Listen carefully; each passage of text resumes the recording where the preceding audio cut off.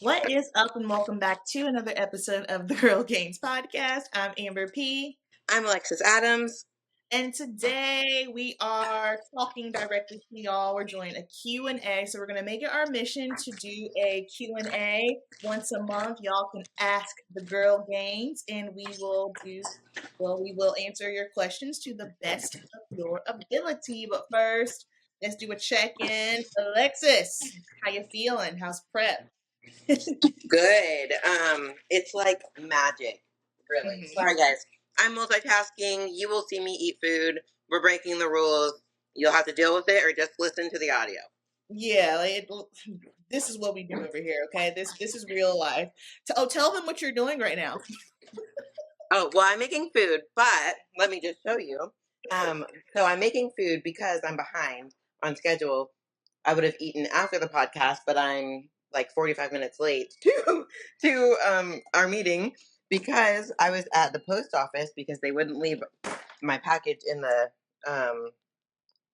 box yesterday. I don't know how to flip this around.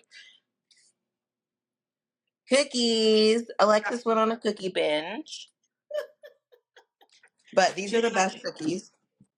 They're from Bunt. It's a cookie. It's like Bunt, like a Bunt cake. BUNDT. It's a cookie on Instagram. I'm not sponsored by them. I don't make any money from them. They don't even give me, like, I paid for these cookies, but they are the best cookies that I've had. PDX cookies are right up there behind them, but they're good. So I was putting those away, and now I'm gonna eat some chicken and green beans. Yeah. Look, one of my favorite things in the world are those little nothing bundt cakes. Oh my god, those things, danger, danger, Those are danger. good too. Yeah. So you've announced what show you're doing now, right? What's that? Oh, the Kinder seasoning. Yeah, I found it at TJ Maxx. I haven't had this one. It's the Cuban blend. Oh, I bet that's I good. actually got it to put on mahi mahi, but then I didn't cook the mahi good, and so I'm putting on my chicken. That'll work. So you've announced your show, right? I have. It is the Toronto Pro in Toronto, Canada, obviously. And we are under 6 weeks out, so almost 5.5. It's on a Sunday, and it's June 9th. And that is what we're shooting for. That's what we've been planning the whole time, but I didn't want to like tell y'all and then have to change it. And then it's like, That was so fast. 6 weeks already? I know it's like less than 6 weeks. Like we have five weeks and the rest of peak week. That's crazy. That's nuts. Wow. I swear this year is just like booking it. Yes, it's crazy, You're but it's also fun. So we'll just keep it rolling. Yeah. Good. I will start prep after Junior USA's. So Ooh. yeah. So getting excited, and we're gonna take our time and we're just gonna see what happens. That's exciting. You actually have a prep present coming for me. I ordered it today. I wasn't sure when prep started, but I know like the time frame that you're shooting for. So I was like, certainly it starts soon. Yeah. So for me, you guys, like something that Jordan has taught me, which I find very helpful for me, is to not like settle in too hard on a show and instead try to be ready in a time frame. And so within the time frame we're looking at, like there's a couple of shows. So regardless of if I'm ready, maybe the first show or not, either way, we've got some options. So definitely we're gunning for the fall, which is interesting because I haven't competed in the fall since my very first competition.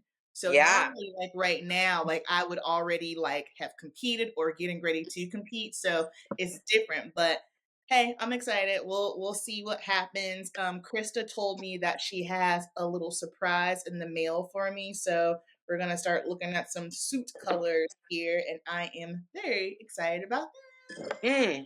Let's talk about that too.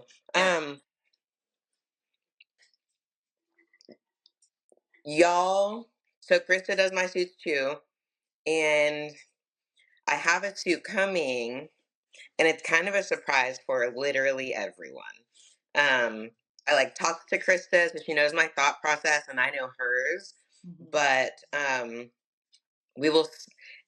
It'll be fun to like show you guys because it's a surprise to me. I gave like things that I like, things that I don't like, but I don't know what it's gonna look like. Don't know the color, don't know. So I obviously have my other suits as backup in case like Mhm.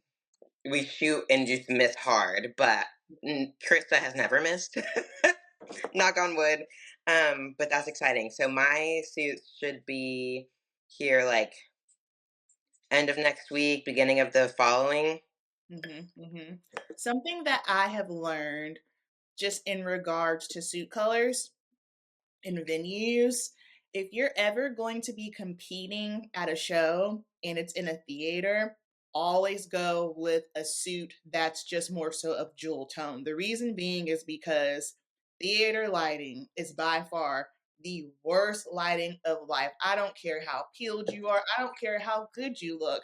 Theater lighting does not is not forgiving. It always looks dingy. It always pops off some kind of yellow. So just be mindful, especially if you are someone who maybe if you have two different suits. I always say no matter what, if you do have two suit options, always bring both suits with you because most of the time, like when you go to check-ins, like you might be able to actually see what the stage looks like in the backdrop. So maybe if you think your suit's going to come out clash with the backdrop, and you have an extra suit, then you can switch it. Now, I'm not saying you need two suits. That's not it. But these are just things that I have found to be helpful after just competing for some time. Like I was telling one athlete who's getting ready to do Junior USAs, I said Junior USAs is one of my favorites just simply because the lighting and the photography for that show is just always like beautiful, crystal clear. So things to know. Yes, and it's like um if you're unsure, the safest color is your best bet. Cuz like theater lighting tends to be harsh anyway. Mhm. Which in like you don't need to you need to peak how you normally would peak and all of that. Like that doesn't you don't need to change the game plan there because ultimately everyone's under like the same downfall. But yes, you don't like when you're gonna go wild with a suit color, you need the perfect scenario to go wild. Otherwise, it's like you don't want to go wild and like be outside the map. For sure.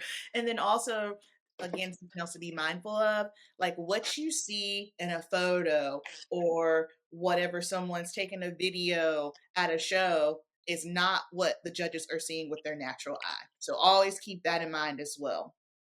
So I don't want anyone to freak out about their backdrops or their suit color or anything. The judges can see, they see you, they know what's going on. Yes. All right, so let's go ahead and jump into some of your questions. First question we have weekly and daily routines for bodybuilders. That's tricky because, like, I mean, bodybuilder or not, everyone's schedule and lifestyle is different. So, what I would say is you just make it work for you. I think the biggest thing to know is that bodybuilding successfully is also monotony. Hmm. You're doing the same thing as a whole every day, every week. So it's like find what works for you and repeat it and repeat it and repeat it. Um, so like for me, even no matter what I'm doing, whether I'm at the hospital, whether I'm not at the hospital, I've got a full day of posing clients, I'm traveling, the day looks the same for the most part. And if I absolutely have to change my routine of order of events, because ultimately the same boxes get checked every day. Hmm. And I like to put them in the same order. One, because routine makes for less stress typically. And um sorry, I burped. I'm also drinking Fresca. This is my new Ah, friend. Um but it also makes sure that like you don't forget things and boxes don't get missed. Um, and if I have to vary and shift things out of the ordinary, I will. You guys see, I try to be like transparent with like this is how crazy things get, but this is how we make it work. Mhm. But it also makes me a little stressed out. Like it kind of throws off my day as far as like my thought process of how I'm going about things, how I'm ordering things. It kind of Yeah. like shakes the tables up a little bit. But for me, for the most part, I like to do my fasted cardio. So I like to get cardio done in the morning. Um, right now, that's all the cardio that I have. I don't have broken up sessions like I have in the past. Like at this point, at 6 weeks out for preps, I usually have morning and evening cardio because I'd have over an hour a day. Right now, I'm doing 30 minutes 5 days a week. Alexis, that's nuts for you. That's I'm so hyped. crazy. I love Yeah. that for you. Um, Yes. and so I wake up. I like to journal. So I wake up, drink my coffee, take my check-ins if I have my check-ins, do my cardio, eat meal one, and then most typical day is posing clients after that. Mhm. So now that I'm like in a condo, I get some steps in because I walk to cardio. I walk to the like gym to do cardio, walk back. So I've gotten some movement and that's actually made me feel good. Um, we'll see like yeah, so we do that and then do my posing clients and then it's usually time for like another meal. And then I'm kind of playing with when I train right now. So um for the most part, typically it's those posing clients, meal two is pre-meal, and then I go train. So I'm training at like 12-ish. Um I have been so I'm in like Port St. Lucie area in Florida. I've been training with Ivana and I've liked that. So like that's what we're doing today. So I'm gonna train later in the day today. So I'll like this is just a protein veg meal and then I'll have my pre-workout later on in the day. Yeah. But I'm also kind of liking that. Like that's kind of what her schedule for her life allows.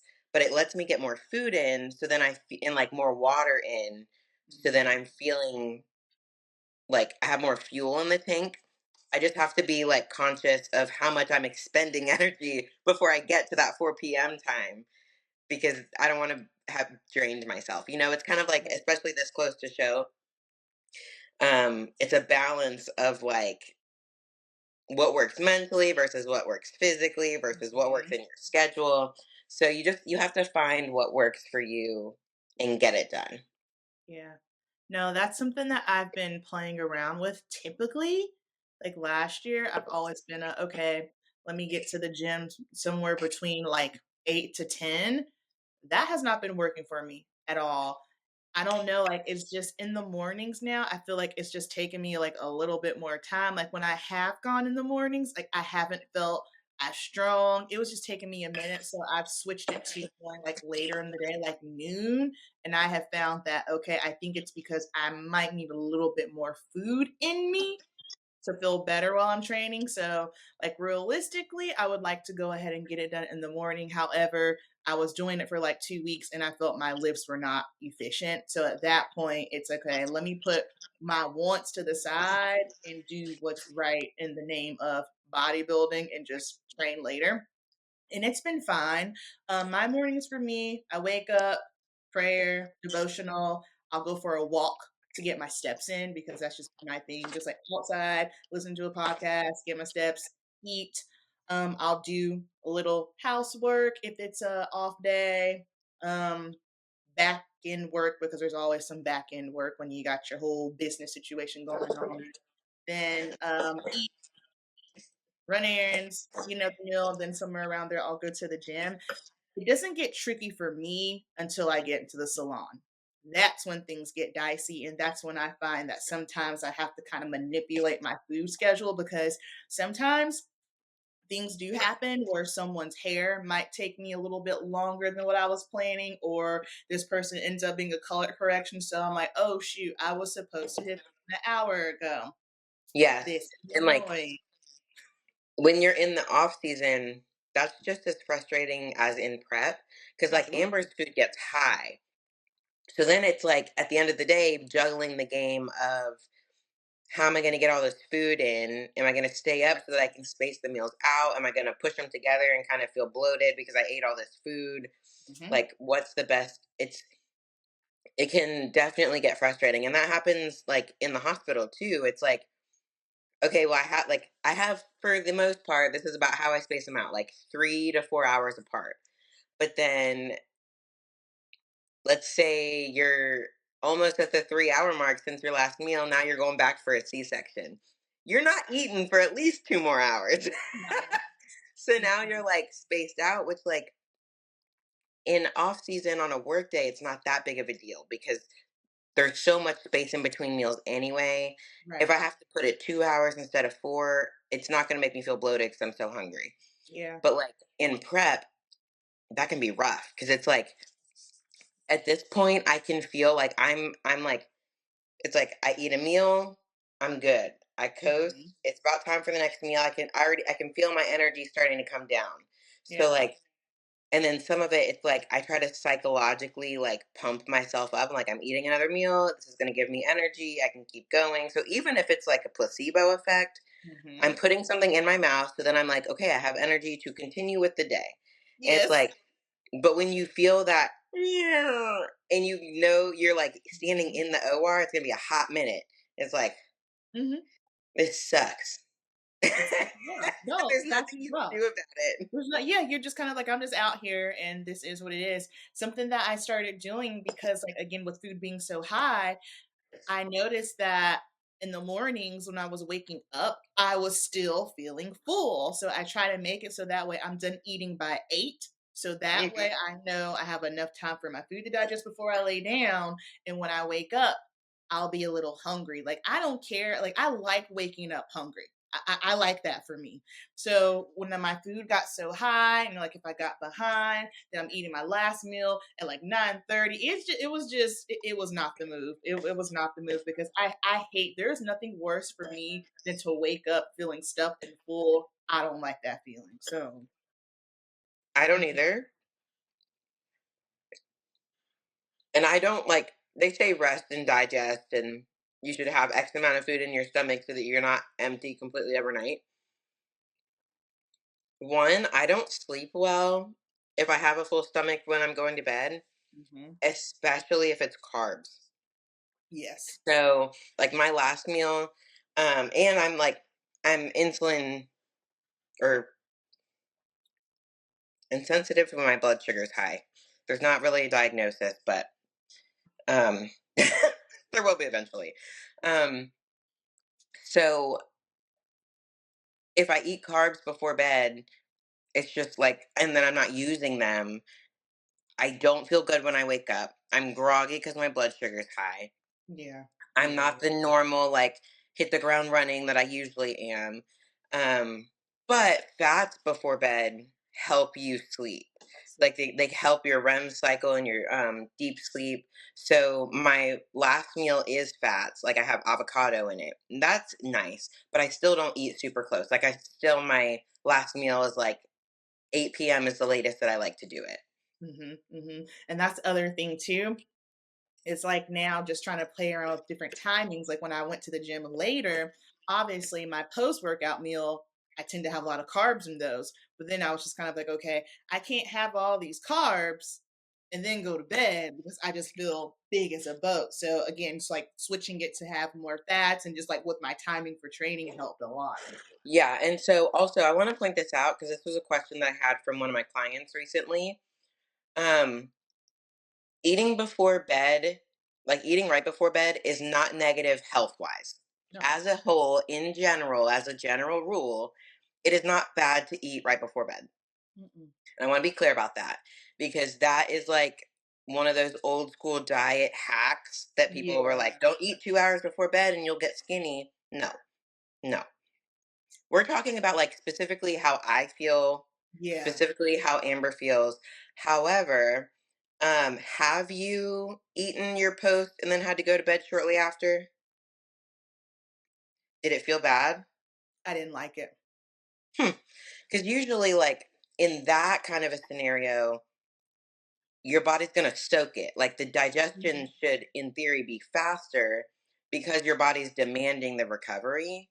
I think it just so again, if I've effed up on my macros, depending on how many Mm. carbs, that's like if I've done really good all day with my timing and I don't have a bunch of carbs at the end of the night, I'm cool. But if it's Okay. been one of those days where something got messed up, then that's when I'm like, But you guys keep in mind, like carbs don't know what time it is. Because I know a lot Mm-mm. of people think, oh, well, if you have carbs, you're fat. No, no, no. Carbs don't know what time it is. This is just all a matter of how I feel, how Alexis feels when she lays down.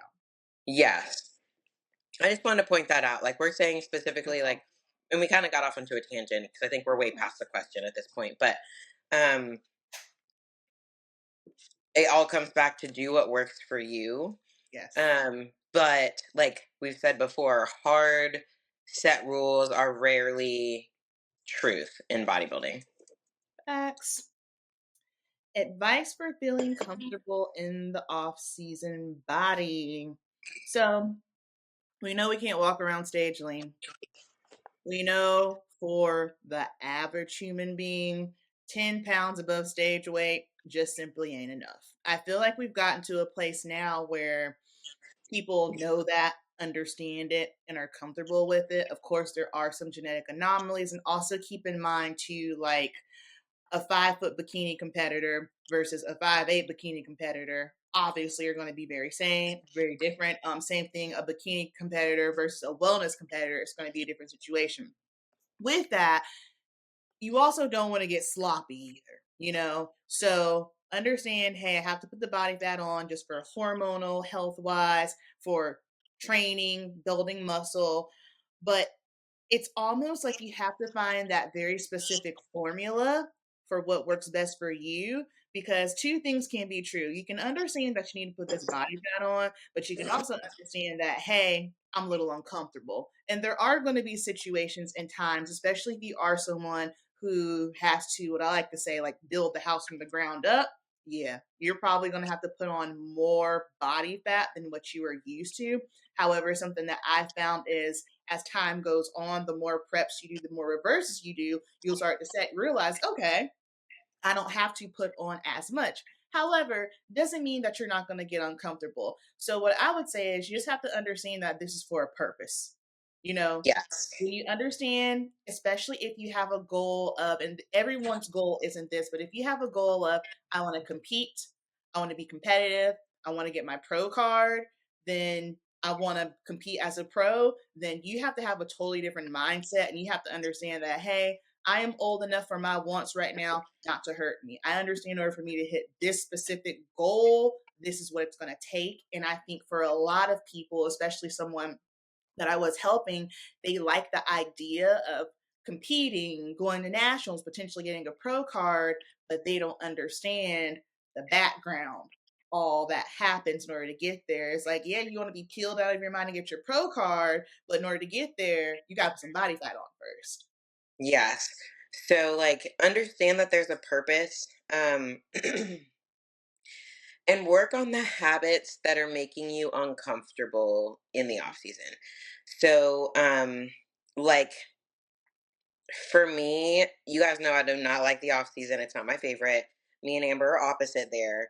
Um, but I also understand the purpose of it, and ultimately being successful in my bodybuilding physique is more important to me than seeing abs 24/7.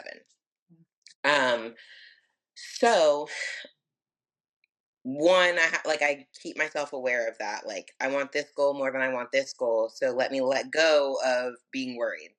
Mhm. Also, being physically comfortable comes through some of my clothes. So I know we've been asked before in the past, do you have prep clothes and do you have off season clothes? And in general, the answer was no. Right. However, that is becoming untrue for me now. More so, I don't buy tinier clothes in prep, but I have had to buy larger clothes in the off season because I'm larger than in the past. So like, and in hindsight, it's easier to see. So like, This last off season, I didn't even get up. So after the Arnold last year, after I qualified for the Olympia, my reverse was botched. It was garbage. I went through losing my dog and my grandma all during that prep, and I shoved it. And then post show, it was like demanded attention. And so emotionally, I did not prioritize my reverse. I got fat very quickly. And I think I reached like 162. It wasn't like awful, but it definitely wasn't ideal. So the fat storage was immense. Post Olympia, I prioritized it much more. That's like the best control I've had post show, and I'm by no means an expert. But it's gotten better each time for the most part. I got up to like 161 and had a completely different body comp. Now here, I'm like 11 pounds over what I was for peak week at the Olympia now, and way bigger. So like in hindsight, I'm like, well, that's why my clothes didn't fit. Even though like looking in the mirror, I was like, this is a better body comp. Mhm. Why can't I get my leggings on? Mhm. Like these leggings that I'm wearing now are my favorite ones. They're from Better Bodies, Yeah. the core line, and like during that off season, they dropped all these new colors. So I was like, okay, I hadn't put these on because these do not go on in the off season because I don't like how they squeeze me and then I don't like how I look.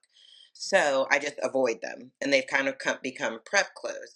But at Mhm. the time, I was like, well, I'm just going to order smalls again because I'm tighter, right? I don't look as fat.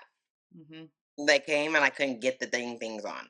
So then I was like, that kind of was a mind game. So all that to say, that was long winded. But wear things that you are comfortable in, like physically, not comfortable in the mirror, but Mhm. comfortable where they don't feel like you're gonna bust out. And that then in turn makes you more comfortable, like visually. You feel like you look better because you feel better, like literally in your clothes. Yeah. um I used to try to make the same wardrobe fit year round, and like my mindset was, I'm too fat in the off season if I can't wear my clothes. But Mhm. ultimately, like, you are growing muscle, the goal is to get bigger, so you're going to get bigger. So wear things for the bigger body. Yeah, yeah. I mean, that's exactly where I'm at because I never really had to have different clothes, but I know for me, let's see, I competed last in July, and then all the way from July, I was good, good, good, good, good. And then once December came and my life fell apart, I stopped moving. I had other things I had to focus on. Um, Life started happening and I put on more body fat. Like I understand, like right now, like I'm like 160, 161 is kind of where I've been hanging out at. That's not normal for me. Typically, I will be around like 152, 155. But the thing that's throwing me off is just kind of like I look very, very different. And so it was like a mind game for me. And I'm like, okay, my clothes look weird. I look weird. I'm struggling with this a little bit. But then, of course, understanding what's going on, it's like, hey, you also did put some muscle on. And that's one thing I do know about me. Every body comp that I've had after a show, it's been a different body comp. So when I had checked in a few weeks ago, Jay was saying, I'm not worried because yeah, you got body fat on you, but I can still see muscle and still see shape. So for me, now I know that's my benchmarker moving forward. It's like, okay, yes, you have body fat on you. Yes, this is a different look, but if you can still see some muscle, if you can still see some shape, that means you're in a good place. It's when you can't see the muscle and you can't see the shape, it's when things have gotten beyond you, you know? So Yeah. clothes that feel comfortable to me, that's definitely been the name of the game. Because I had noticed, like, even back in October, like, a lot of my shirts just weren't like my lats, like, nothing was fitting. And so at that point, that's when I was like, okay, I'm gonna have to get new clothes. And then now I'm just kind of like, oh, okay, yeah, because nothing fits and it's fine. But hope that helped. It's Let's funny see. because, like, in the off season, so I've been wearing a lot of Free Spirit Outlet, and Mhm. I really like their clothes because they are like, the waistband is forgiving, it doesn't squeeze the crap out of your midsection. Yeah. Um, they're cute and like stylish, but also usable in the gym. They're just overall great. But when in the off season when I was wearing them, I was buying mediums. They fit great. As soon as I started getting lean, I was like, I need smalls again. So now I have like a mixed matched wardrobe.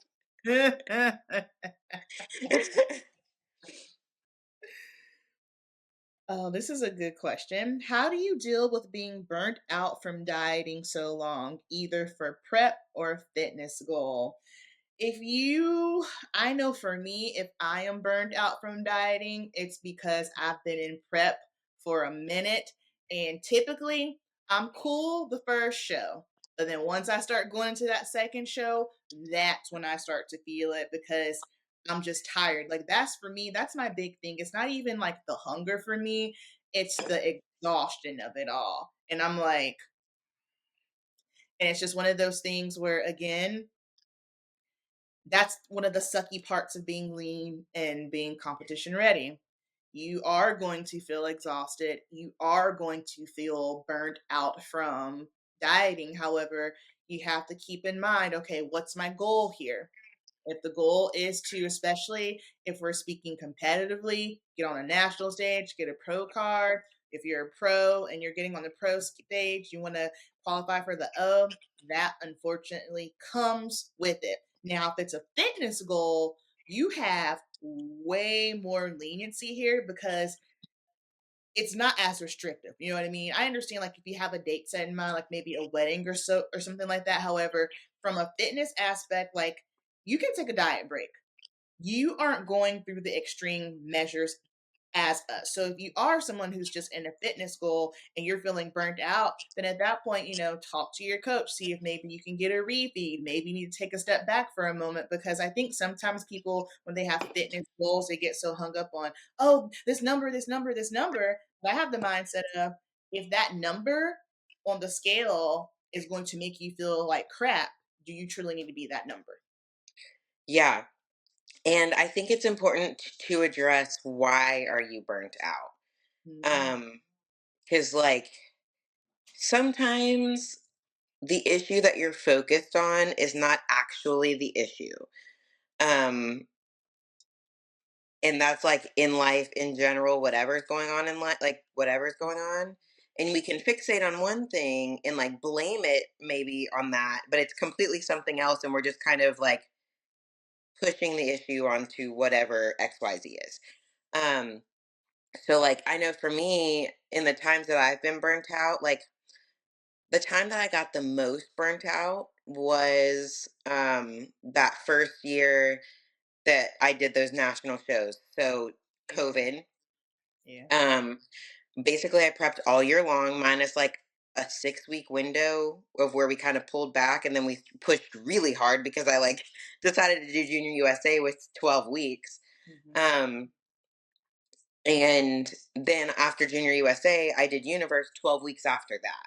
So I basically prepped from January until April, took a 6-week break, and then June until November. Nuts. And the prep itself wasn't terrible because I I got, remember us saying, "We will never do this again." 'Cause I yeah, did the same thing too. I remember we were like, "We will never do this again." That was rough. because Amber and I did it together. Like Yeah, we did yeah, it, like we did that exact scenario. yeah. I'm Well, sitting here like, "Yeah, you were tired." I'm like, "Dang, I was tired too. I did it as well." Yeah, yeah, we had a lot of yeah, and in conversations. hindsight, it wasn't prep specifically. Prep was what was the only thing that I could like pull back on, or bodybuilding was the only thing that I could pull back on when I noticed like that I had too many things. Right. And that's what I blamed it on. I was like, it's bodybuilding, and like that reverse did not go well. I made it into the Mhm. second show. I looked better the second show.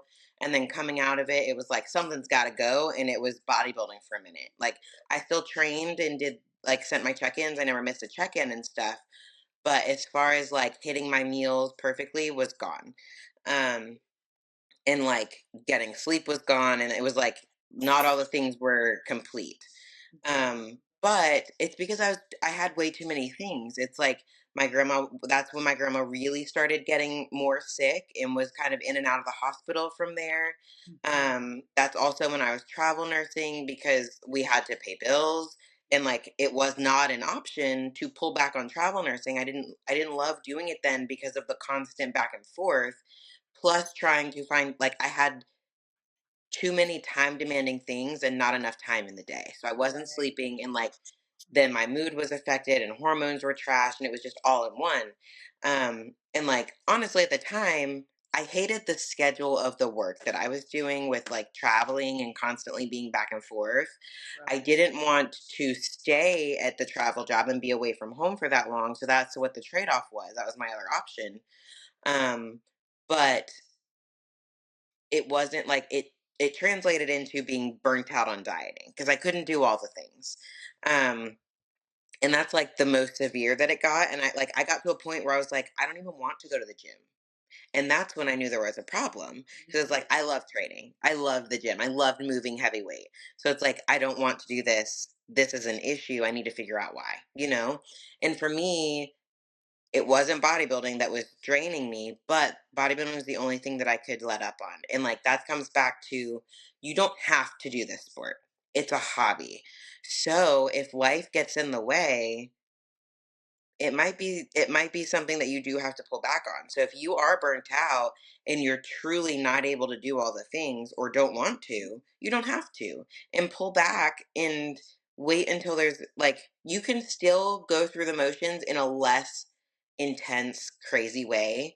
It is a extreme sport, but you can pull back and make it much more true of a hobby and not something that your life revolves around. Because let's be honest, once you are dove in head first, body like everything in your life revolves around bodybuilding. Bodybuilding is here and all the other moving parts have to go around it. Not vice versa, or you will not be successful in bodybuilding. Mhm. But you can be successful long term by pulling back now to allow for life to get to an even kilt so that you can crank bodybuilding up again. Yeah. And don't feel bad if you're ever in a situation where you have to pull back because I feel like sometimes we think, oh, well, we're not robots.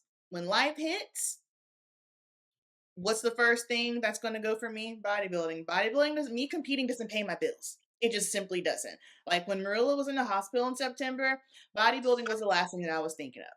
Like, you know what I mean? So don't feel bad or that you're less than of an athlete because as much as we would all like to do all the things, it ain't possible to always do all the things. You're going to burn, it's going to make it No. worse. Yeah, and for the most part, bodybuilding but does not pay the bills. It's starting to pay mine. Yeah. Um, but I'm what, 6 years into it, Mhm. and 3 years into being a pro, getting your pro card, big flashing freaking red letters. Getting a pro card does not make you rich. No, no. It makes you poorer, actually, especially at first, Got more. because now you're spending money to fly to shows because they're Mhm. not local to you like the local shows, Mm-mm. and you're spending more money to compete in a show to maybe not win anything. And honestly, for women, the money's going up now. It's more now than it has ever been since I've been competing. But the money that you get to win a pro show from the winnings alone might cover what it cost you during that prep. Yeah. It's not gonna like boost you ahead You're necessarily. not getting a So return on your investment, if that's what you're thinking. yeah, it's not like all of a sudden you've got all this money in the bank and you can do what you want. Yeah, Um, absolutely. so if it's just money driven or like attention driven, it ain't gonna last. So just like revert back to why did you start? You enjoy training, you enjoy the dieting control and Mhm. like the science behind it, and kind of bring yourself back to that. Absolutely. Let's see. What do you do to heat your food while on the go if you don't like eating cold food? You eat it cold, sweetheart. This So is this is a hard truth. Um, Now, some people, like if you're traveling in a vehicle, you could try stopping at gas stations. Some gas stations have microwaves that you can use, some do not. Let me ramble off some. Exxon, 7-Eleven, Kangaroo, those quick. have microwave quick way that you can use on your own. Places like Wawa, Sheets that have the microwave behind the counter, they will not take your food. It's a food safety issue. They can't like risk contamination. They don't know what's in your Yeah. food. So like if you are like die hard, my food has to be warm, then you'll learn those things and like kind of have an idea of what signs to look out for. Yeah. But ultimately, cold food versus warm food a lot of times comes down to, do you want to wait to eat, Mhm.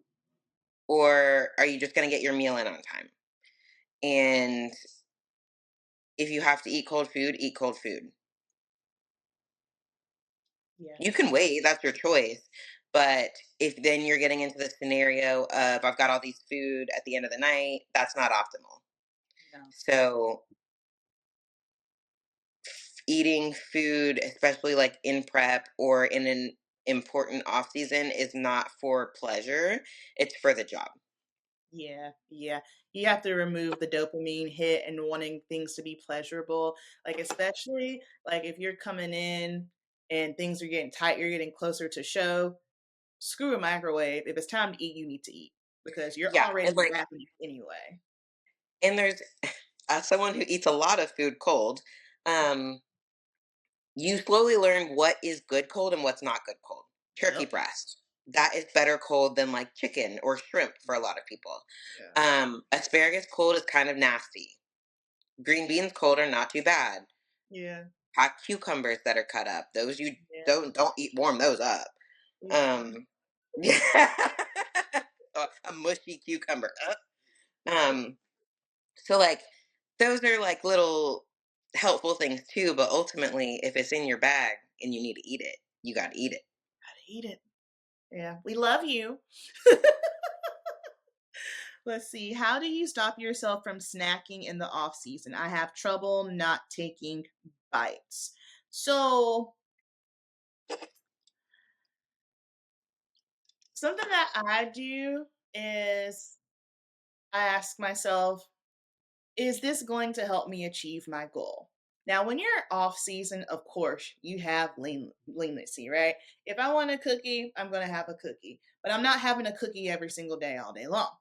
You know what I mean? And so, if you find that you're having trouble not taking bites, then I would say dig a little bit deeper and ask why. What is it? Because a lot of the times I find that it is a matter of you looking for that dopamine hit. You're looking for that pleasure. Are you looking for comfort? Is there something going on? Because all of this is psychology, you guys. Like emotional eating is a thing, especially for us Americans. And Lord have mercy if you live in the South, like eating is comfort. It's love. Mhm. It's an emotional aspect to it.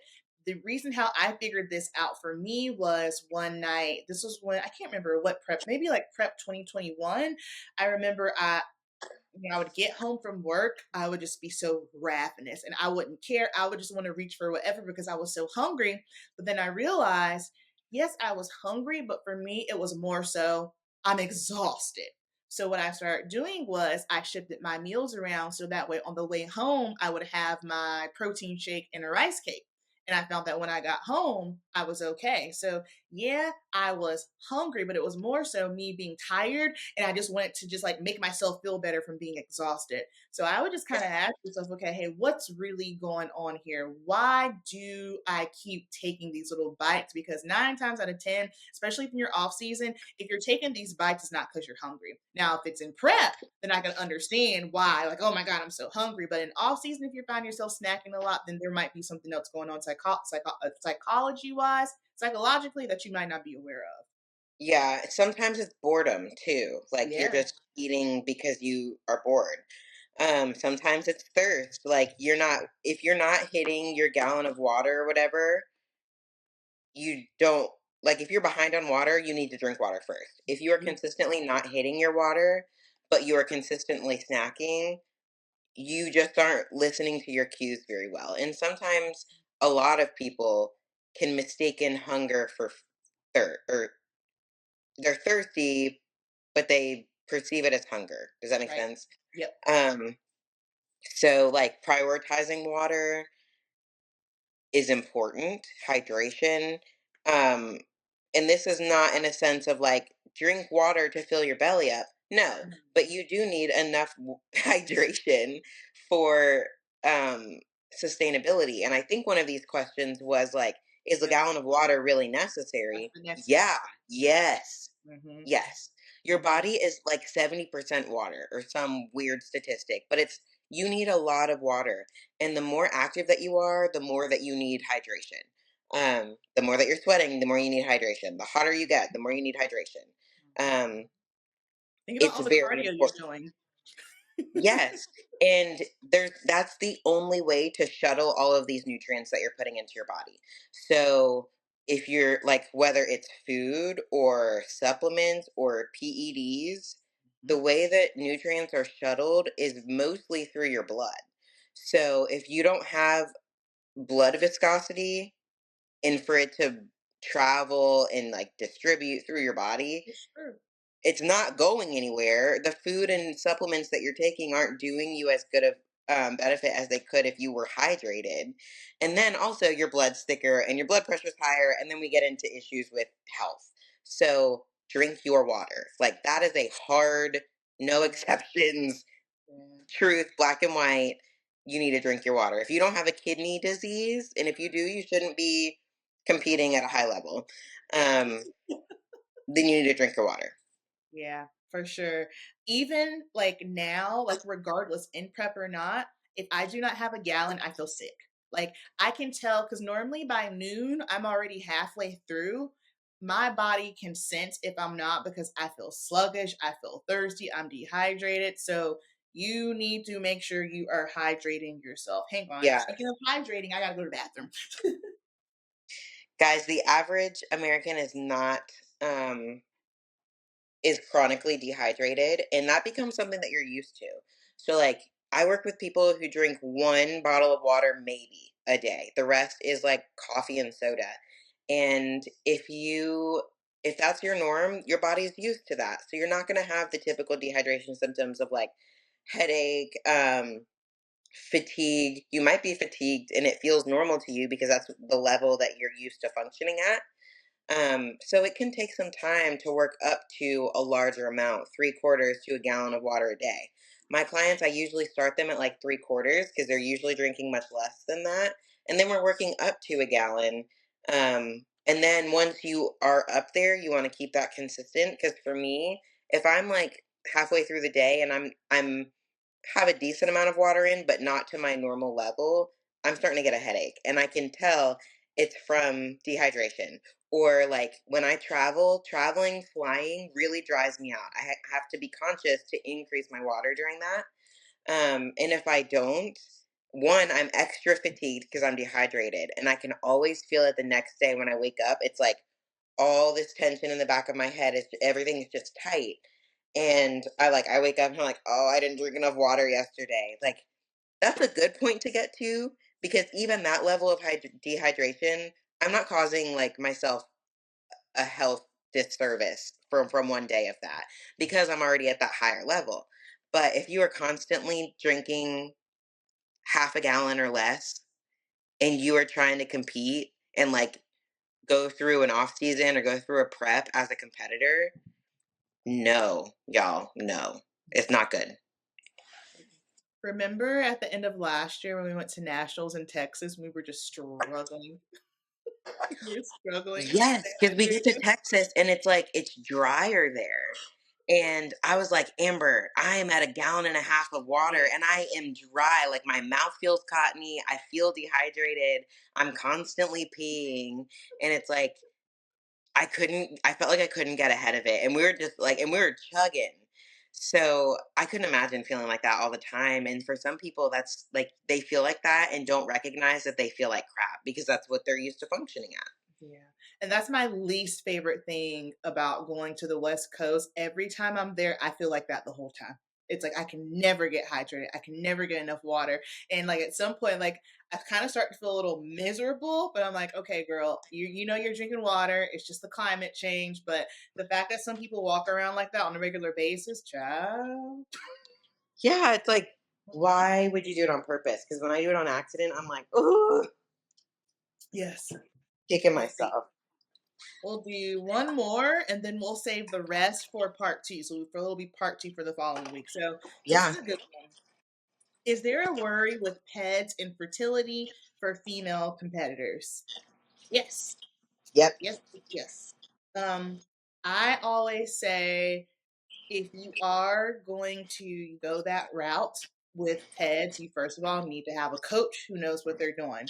But also for you, you need to draw a line in the sand for what you will do and what you won't do. And understand no matter what division you compete in. Because I feel sometimes people feel that because they're bikini competitors and they're like, oh, well, it's not a lot, nothing's going to happen. Not if you're under someone who is giving you poor guidance, things can definitely happen. So I would be mindful 100% of what your coach knows. Can they guide you properly? And then ask questions about every single thing because you are in charge of you. You are taking a risk. And so you are putting something in your body, which means this could potentially cause some harm if you were not careful. Yes, and a lot of the so PEDs, PEDs, performance enhancing drugs. Um, a lot of what people start with, especially women, are male hormones. Hmm. They're in low doses considered the safest as far as side effects, and that's what a lot of women will like. Their line in the sand is XYZ side effects, whether it's facial hair, whether it's physical changes that cannot be undone, um, whatever it is. Like that's a lot of women. That's their threshold. It's like if this is happening, I don't want it. Voice changes, things like that. Um, and they're the least risk versus benefit um, to those changes. But male hormones in a female body, y'all, yeah, it's going to affect fertility. So a lot of women will find like when they are on certain PEDs, they don't have a cycle. If you don't have a cycle, you're not ovulating, you are not fertile those months. That's That's how it point blank. works. So if you're going prolonged periods of time without a cycle, you are doing unknown damage. Um, Impeding the natural physiological process causes damage to an extent. Each person's different, and that's where genetics come into it of how tolerant your body is and how willing it is to bounce back and recover and heal. Um, if it's done responsibly, there are many athletes who have taken PEDs, competed for many, many years in a PED cycle kind of situation, and gone on to have successful births and carried Yep. children and all of that.